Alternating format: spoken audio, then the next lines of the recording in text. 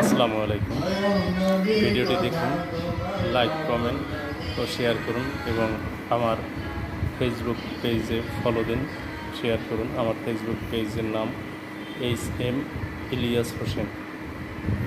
ধন্যবাদ সবাইকে, ভালো থাকুন।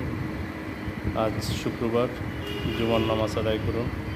সকলের সুস্বাস্থ্য কামনা করছি। আল্লাহ হাফেজ।